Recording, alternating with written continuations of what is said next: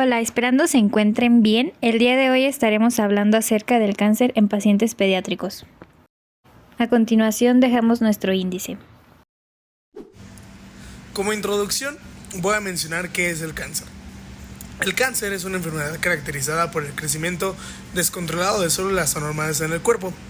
Estas células pueden invadir tejidos sanos, formar masas llamadas tumores y, en muchos casos, irse a otras partes del cuerpo a través del sistema sanguíneo o linfático, en un proceso conocido como metástasis. El cáncer puede afectar casi cualquier órgano o tejido del cuerpo y su origen puede deberse a múltiples factores, incluyendo genética, factores ambientales y también el estilo de vida de la persona. Ahora, ¿qué es la caquexia? La caquexia es un síndrome complejo asociado a enfermedades crónicas como lo es en este caso el cáncer, especialmente en etapas avanzadas. Se caracteriza por una pérdida severa de peso corporal, masa muscular y grasa, que no puede revertirse completamente solo con una alimentación adecuada. La caquexia afecta el metabolismo del paciente y está acompañado de debilidad, fatiga y disminución de la calidad de vida. Es un indicador de mal pronóstico y suele requerir un enfoque multidisciplinario para su manejo, que incluye apoyo médico, nutricional y en algunos casos farmacológico. Ahora vamos con la fisiopatología. Como vimos, la caquexia es un complejo síndrome que está presente en más de 2/3 partes del conjunto de pacientes que mueren de cáncer avanzado. La caquexia implica siempre un desfavorable diagnóstico, una menor respuesta a la terapia, tanto de cirugía como en quimioterapia, y una disminución en la calidad de vida del paciente. En función del tumor, su incidencia puede variar entre un 20 y un 80%. El metabolismo del paciente canceroso puede experimentar importantes alteraciones como consecuencia de la presencia del tumor. La caquexia se desarrolla debido a una respuesta metabólica anormal del cuerpo frente al tumor y su entorno. No se trata solo de una desnutrición por falta de ingesta, sino de un proceso activo de catabolismo inducido por el tumor y por la respuesta inflamatoria del organismo. Una de las principales características es el desgaste tisular, que puede llegar a afectar particularmente al músculo esquelético, al tejido adiposo y también a órganos como puede llegar a ser el hígado, el vaso, los riñones y las adrenales. Vamos con el número 1. Metabolismo de las proteínas. Aumento de la agregación muscular por activación de la vía ubiquitina-proteasoma, disminución de la síntesis de proteínas musculares y la resulta de una pérdida de masa muscular, incluso con una ingesta calórica adecuada. Ahora el metabolismo de los lípidos aumenta la lipólisis, el cuerpo descompone las reservas de grasa, reduce el tejido adiposo, también disminuye la lipogénesis, que es la formación de nueva grasa, y hay cambios en la actividad de enzimas como la lipoproteína lipasa. En el metabolismo de los carbohidratos existe la resistencia a la insulina, lo que dificulta el uso adecuado de la glucosa por parte de las células, hiperglucemia leve o moderada en algunos pacientes y aumento de la gluconeogénesis, producción de la glucosa a partir de proteínas, lo que acelera la pérdida de masa muscular. Vamos con el cuarto punto, el gasto energético alterado. En muchos casos se presenta hipermetabolismo, es decir, que el gasto energético en reposo está aumentado. El cuerpo consume más calorías de lo vital, lo que contribuye a un balance energético negativo. Y el último punto, tenemos la alteración en la regulación hormonal y de citocinas. Elevación de las citocinas proinflamatorias, como puede ser la TNF-alfa y la interleucina 6, que favorecen el catabolismo. Disminución de las hormonas anabólicas, como puede ser la testosterona o la IGF-1. Y alteración en la leptina y grelina, que afectan el apetito y el metabolismo energético. Ahora, como podemos ver en la siguiente imagen, tenemos la fisiopatología de la caquexia en el cáncer de manera ilustrada. Tenemos del lado izquierdo la célula tumoral, que justamente nos lleva a las citoquinas proinflamatorias, que es el TNF-alfa, la interleucina 1, interleucina 6, interferón Y eso nos lleva a una degradación muscular. De ahí una alteración del metabolismo lipídico. Ahora, si nos vamos del otro lado, del lado derecho, tenemos el hipermetabolismo, donde hay una lipólisis aumentada y una resistencia a la insulina, y también afectando la parte de la grelina y la leptina, donde hay anorexia y alteraciones gastrointestinales, dándonos una pérdida del apetito, náuseas, y de ahí justamente la pérdida excesiva de masa muscular y porcentajes de grasa. Por último, tenemos los factores humorales que son producidos por el cuerpo y estos son mediadores inflamatorios liberados por el sistema inmunológico y otros tejidos en respuesta al tumor. Tenemos la TNF-alfa, que es el factor de necrosis tumoral alfa, que induce una degradación muscular y lipólisis, inhibe el apetito y conocido como caquectina por su papel directo en este síndrome. La interleucina 1, que estimula el catabolismo proteico, promueve fiebre e anorexia. La interleucina 6 es un potente proinflamatorio asociado a la pérdida de la masa corporal magra y estimula la producción hepática de proteína C reactiva. Tenemos el interferón gamma, que participa en el aumento del gasto energético, estimula la degradación de proteínas musculares, y tenemos las proteínas de fase aguda, que aumentan en respuesta a la inflamación, como puede ser el PSR y el fibrinógeno, y además alteran el metabolismo y contribuyen al catabolismo sistémico. Y por último tenemos también los factores tumorales, que estos son los producidos por el propio tumor. Tenemos la PIF, que sus siglas significan Proteolysis Inducing Factor, liberado por algún tumor y activa directamente la degradación de proteínas musculares mediante la vía ubiquitina proteosoma e inhibe la síntesis de proteínas musculares. Tenemos también la LMF, Lipid Mobilizing Factor, que estimula la movilización de los ácidos grasos y aumenta la lipólisis y la pérdida de tejido adiposo. Y tenemos por último el factor angiogénico y del crecimiento tumoral, contribuyendo indirectamente al desequilibrio metabólico y alterando la respuesta hormonal y la disponibilidad de nutrientes. Por lo tanto, hasta la fecha no se puede identificar el mediador responsable de la caquexia, aunque a la vista de los resultados el TNF-alfa podría ser un buen candidato, pues mimetiza las alteraciones metabólicas, que puede ser la pérdida de peso, anorexia, termogénesis, resistencia a la insulina, el desgaste proteico muscular, movilización lipídica, pero no puede explicarse en todos los casos, por lo que posiblemente la activación de la caquexia sea una combinación de diferentes factores. Esta enfermedad va a tener un impacto de manera directa en el estado nutricional de los pacientes, pudiendo manifestarse como desnutrición o sobrepeso u obesidad. Dichas alteraciones pues son consecuencia de múltiples factores que van a interactuar de forma simultánea, dando origen a pues una malnutrición. Por un lado, pues tenemos lo que es la toxicidad de los tratamientos y sus efectos secundarios. Por otro, tenemos el ambiente inflamatorio propio del cáncer. Tenemos el aumento de requerimientos energéticos debido al crecimiento de los pacientitos y la disminución en la actividad física. Y pues todos estos elementos en conjunto hacen que el estado nutricional del paciente pues se vea comprometido.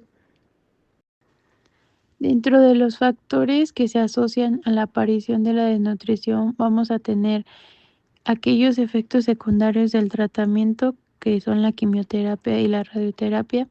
Estos tratamientos suelen provocar síntomas como lo son náuseas, vómitos, mucositis y diarrea, lo cual va a llevar a una pérdida de apetito y cambios en el sentido del gusto, y por ende pues va a haber una menor ingesta de alimentos.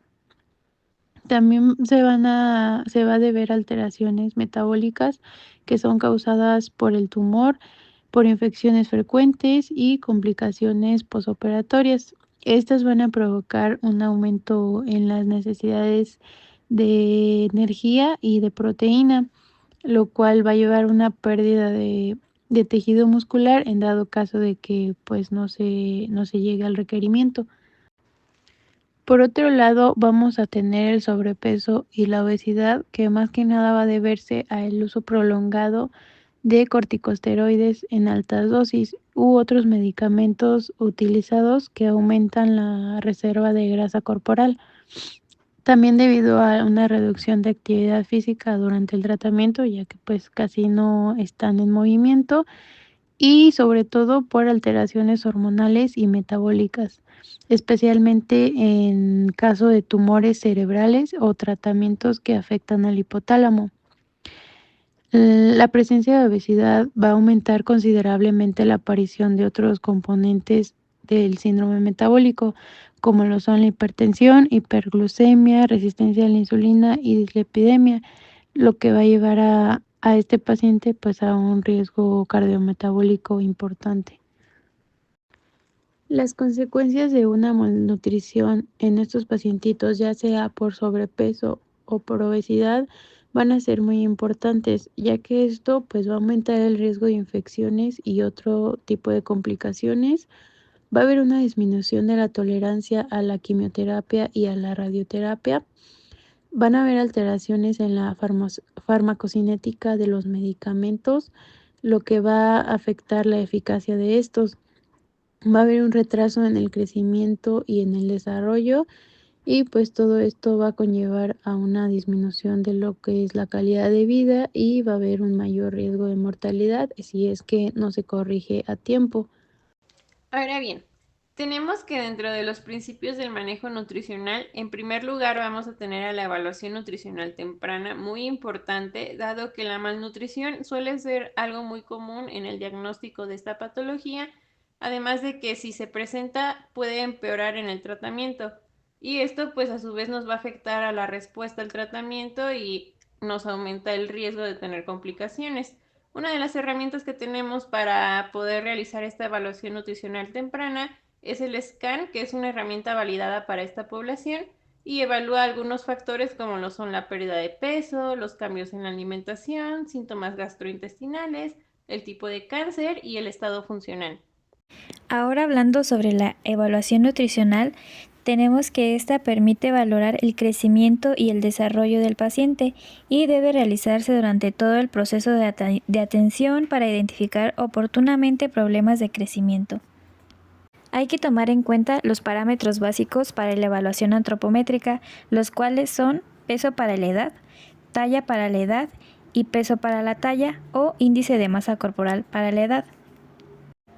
Aquí hay que recordar que se debe comparar los puntos marcados en la curva de crecimiento de niños y niñas con las líneas de puntuación Z para determinar el estado nutricional.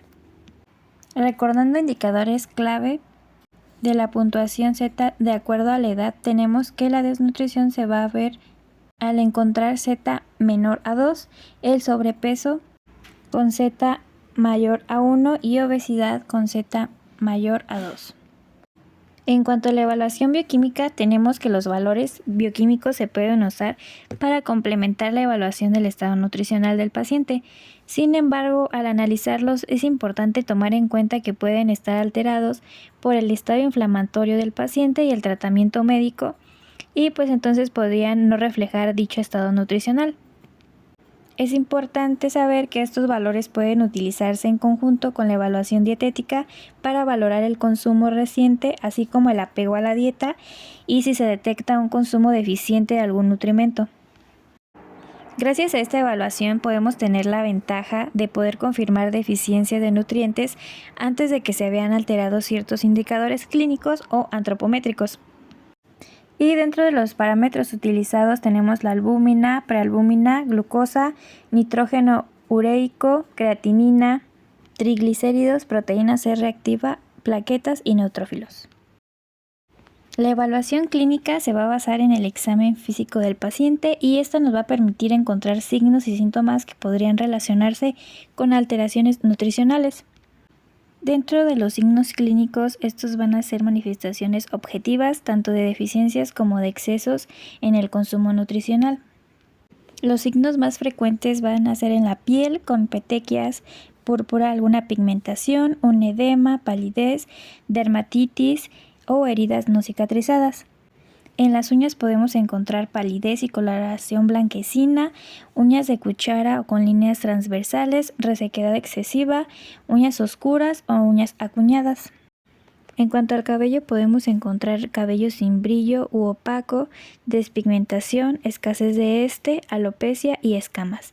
En cuanto a los ojos puede haber palidez de conjuntivas, deterioro de visión nocturna y fotofobia, la cual es una sensibilidad extrema a la luz causando molestia o dolor ocular al estar expuesto a la luz. En cuanto a la cavidad oral podemos encontrar gingivitis, fisuras, estomatitis, la lengua pálida y papilas estrofiadas. Al detectar algún síntoma o signo de importancia para el estado nutricional, es necesario conocer las posibles causas. Por ejemplo, para la presencia de diarrea, las causas pueden ser medicamentos, radiación o cirugía, también algunos laxantes o una dieta muy alta en fibra. En cuanto a los efectos secundarios del tratamiento, los pacientes también pueden mostrar náuseas y vómitos. Esto por los agentes quimioterapéuticos, por alguna predisposición o condición psicológica, alguna obstrucción intestinal o alteraciones del sistema nervioso central. Y la pérdida de apetito o anorexia es por efectos secundarios del tratamiento, igual por el dolor, por condiciones psicológicas como miedo a la alimentación, por los efectos secundarios que ésta puede traer o por la selectividad o apatía. Y para finalizar con este apartado es importante la evaluación dietética, la cual nos va a permitir obtener información acerca del consumo de alimentos y nutrimentos, también como hábitos y patrones alimentarios, la ingesta de suplementos y posibles problemas relacionados con la alimentación de nuestro paciente. Y dentro de estas evaluaciones hay que tomar en cuenta que puede haber desventajas dependiendo de la herramienta que utilicemos, y esto más por la variación en la estimación de porciones, también la subestimación o sobreestimación del consumo del paciente, y pues esto depende de la memoria del paciente o más bien del familiar a quien se le vaya a hacer la entrevista para poder recabar esta información. Para la intervención tenemos que considerar tanto lo que es el tipo de cáncer como el estadio, como el o los tratamientos recibidos por el pacientito, ya sea quimioterapia, radioterapia y o cirugía. Además de considerar que este tipo de pacientes suele estar inmunosuprimidos, por lo que una dieta libre o de baja carga bacteriana puede ser de mucha ayuda, ya que además minimiza la entrada de patógenos vía oral y se suelen utilizar alimentos preparados de forma segura y pues no suele tener una restricción en cuanto a la variedad de los alimentos, por lo que suelen ser dietas muy completas. Recordando que este tipo de pacientitos suele estar inmunosuprimidos, pues es importante dar algunas orientaciones nutricionales para los padres y cuidadores. En primer lugar, les voy a hablar sobre lo que se puede hacer para evitar la contaminación de la comida. A grandes rasgos, este tipo de acciones están enfocadas a la higiene.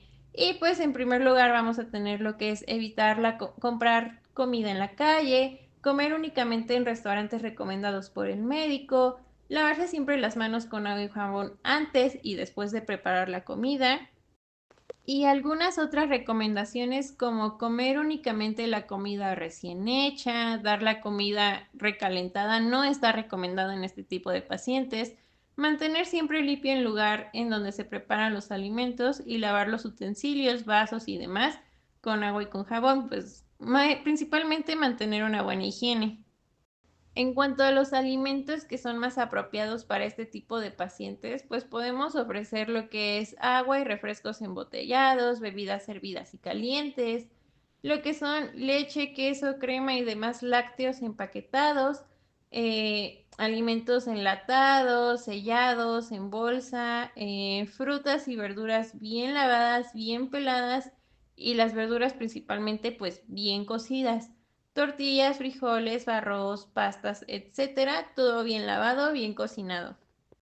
Finalmente, en cuanto a los alimentos que no están recomendados, pues tenemos lo que es el agua de chorro si fue únicamente hervida, el hielo si se utilizó agua hervida, frutas que no puedan ser peladas, té, nueces sin cocinar, pasas, carnes crudas o que no estén bien cocinadas y los huevos que no estén cocidos.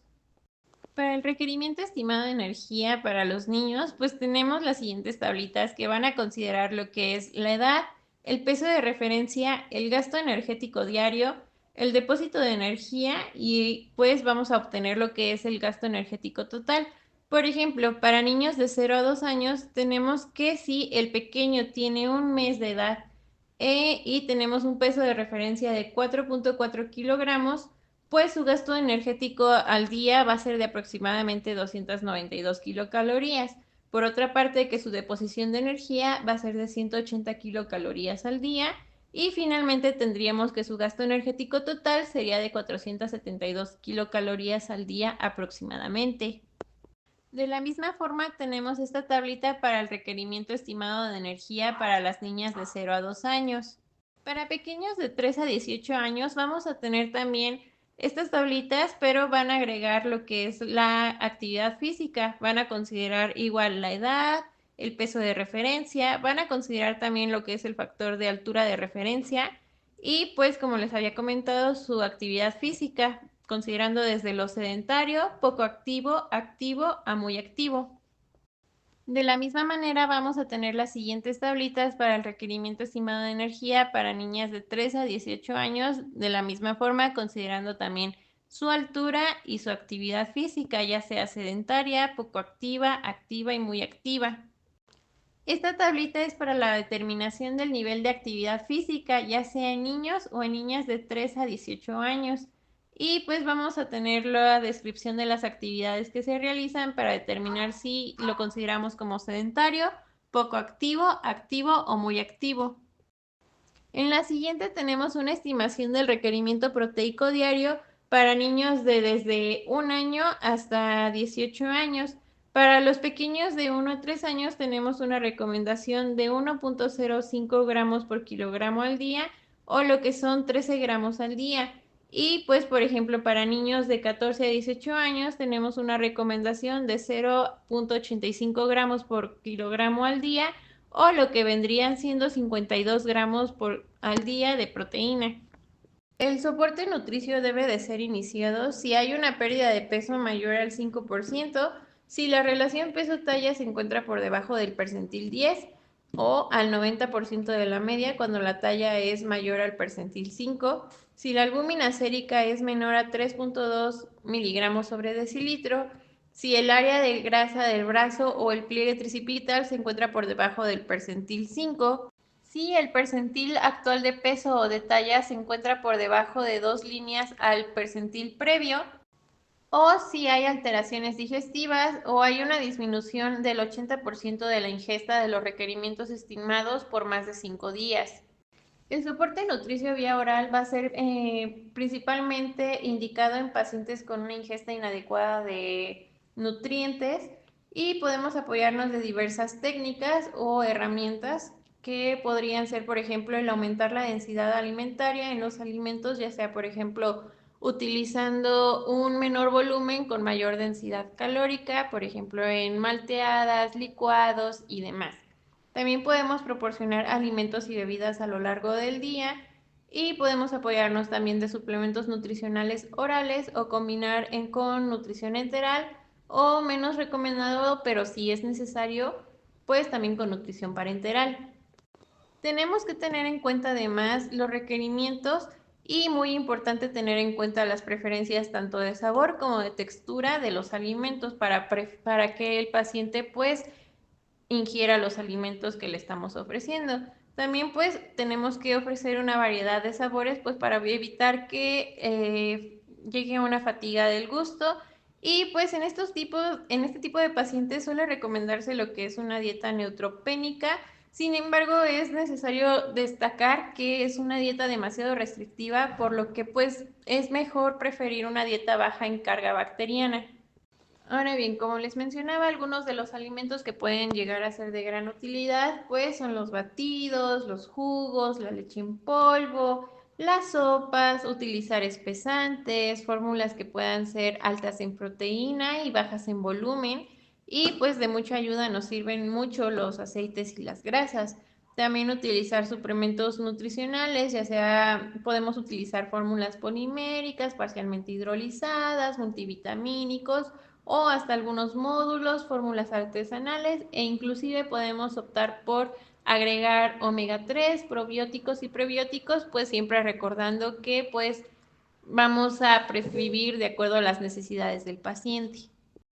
Para la elección del soporte nutricio, pues primero tenemos que tener muy en cuenta que siempre va a ser preferible utilizar la vía oral o en su defecto la nutrición enteral, siempre que sea posible, pues estos reducen tanto los riesgos como los costos. Para ello, pues se va a iniciar el soporte nutricio cuando la ingesta oral sea insuficiente o no sea posible y va a tener que tener en cuenta el cálculo del volumen y los requerimientos muy individualizados. La elección de la fórmula que utilizaremos va a depender tanto de la edad del paciente como la presencia de alergia, si hay alguna alteración gastrointestinal o si hay una presencia de mala tolerancia digestiva. En general, la nutrición enteral se va a iniciar en pacientes con desnutrición o si no hay una ingesta en más de 7 días. Se va a preferir la vía transnasal o percutánea dependiendo de la tolerancia y la duración de la nutrición enteral. Se pueden utilizar fórmulas estándar inmunomoduladoras en cirugías mayores y se puede utilizar para cubrir el gasto energético si la ingesta es menor al 60% por más de 10 días. Esto para cubrir el déficit. Y en caso de disfagia, pues es importante educar sobre lo que es la deglución y tratar la disfagia si hay algún tumor obstructivo. De acuerdo al tratamiento, la nutrición enteral no es que suele estar indicada de rutina y pues no ha mostrado una mejora en la respuesta tumoral ni tampoco ha demostrado efectos adversos, pues entonces va a depender de cada tipo de paciente su utilización. Dentro de las complicaciones frecuentes que podemos encontrar al utilizar nutrición enteral van a ser lo que es el dolor, la distensión, el estreñimiento, los gases e incluso la obstrucción. Y pues para ello pues lo que podemos hacer es ajustar ya sea el volumen, la velocidad, la fórmula y o la temperatura en caso de ser necesario. La nutrición parenteral suele ser complementaria de la vía oral o de la nutrición enteral para pues lograr cubrir los requerimientos. Esta está indicada si la ingesta oral o la enteral es menor al 60% del gasto energético basal por más de 10 días y en caso de que sea indicada debe de ser iniciada de inmediato. Además de que debe de ser ajustada a la dosis objetivo después de 2 a 4 días de ser indicada e iniciada la nutrición parenteral. Además, puede aumentarse el aporte de lípidos en caso de caquexia hasta un 50% de la energía no proteica. Ahora vamos a hablar sobre la nutrición parenteral en diferentes tipos de tratamientos, pero como ya lo habíamos comentado, no suele ser nuestra primera elección la nutrición parenteral. En cirugía tenemos que la nutrición parenteral perioperatoria solo va a ser indicada en caso de desnutrición y de no ser posible la vía enteral. En quimioterapia tampoco se va a recomendar la nutrición parenteral de rutina y únicamente se va a utilizar si no se cubren los requerimientos por otra vía y tampoco en radioterapia va a ser indicada de forma general. En cuanto a las indicaciones generales, pues vamos a priorizar siempre la ingesta oral en caso de que sea posible. Esto pues con asesoría, con el manejo de síntomas y en caso de ser necesario pues se utilizarían suplementos orales. Vamos a evitar lo que son dietas terapéuticas alternativas y asegurar una ingesta proteica mayor a 1 gramo sobre kilogramo al día, dependiendo pues claramente del paciente. En caso de pérdida de peso con resistencia a la insulina, se recomienda el aumento de lípidos y la disminución de carbohidratos. Para la conservación de la masa muscular, vamos a promover lo que es la actividad física y las vitaminas y minerales solo se van a dar en las dosis recomendadas. No se van a dar si se encuentran altos o si se encuentran deficiencias. El omega 3, por otra parte, puede ayudarnos en la pérdida de peso progresiva y hay que progresar lentamente en la nutrición si la ingesta es muy reducida para evitar lo que es el síndrome de realimentación. Ahora, ya para finalizar esta parte, pues tenemos algunas indicaciones generales para las terapias específicas y en primer lugar tenemos que en radioterapia pues no se debe de utilizar el soporte nutricional de forma rutinaria y se debe de individualizar para evitar lo que es el deterioro, especialmente si hay una irradiación en la cabeza, en el cuello o en el tracto gastrointestinal. En cuanto a la quimioterapia, es necesario asegurar una buena ingesta y la actividad física. Y si la vía oral no es suficiente, pues tal vez sea necesario utilizar nutrición enteral o nutrición parenteral. Y finalmente en cirugía, tal vez sea necesario el apoyo nutricional de 7 a 14 días previos en caso de desnutrición y mantener el soporte preoperatorio, intraoperatorio y posoperatorio. Y finalmente en resección de tracto gastrointestinal superior, tal vez sea necesario considerar inmunonutrición. Dentro de las complicaciones tenemos el deterioro del sistema inmune. Aquí va a haber un aumento de riesgo de infecciones, ya sea respiratorias, gastrointestinales o sistémicas. y la recuperación va a ser más lenta frente a infecciones y cirugías. También tenemos tolerancia reducida a los tratamientos oncológicos, donde puede haber toxicidad por la quimioterapia y la radioterapia. Y complicaciones psicosociales, tenemos que puede haber depresión y ansiedad tanto en el paciente como en la familia, un aislamiento social y pérdida de escolaridad o actividades cotidianas del niño, y que a mayor pérdida de peso va a empeorar la calidad de vida. Por lo tanto, el monitoreo es fundamental para evaluar la evolución de la enfermedad, la respuesta al tratamiento, detectar recaídas o efectos secundarios. Y aquí vamos a tener la evaluación clínica periódica, en donde se debe revisar el estado general del paciente, los signos y síntomas que se presenten, y la calidad de vida y nutrición van de la mano, ya que los pacientes que tengan un estado nutricional óptimo toleran mejor los tratamientos y tienen menos riesgos de infecciones intercurrentes. Las pruebas del laboratorio, como la biometría hemática, la función hepática y renal, para evaluar efectos secundarios igual del tratamiento, llevar a cabo un acompañamiento y apoyo psicosocial, los cuidados paliativos y tener un enfoque multidisciplinario en donde participen médicos, enfermeras, nutriólogos, psicólogos, entre otros especialistas.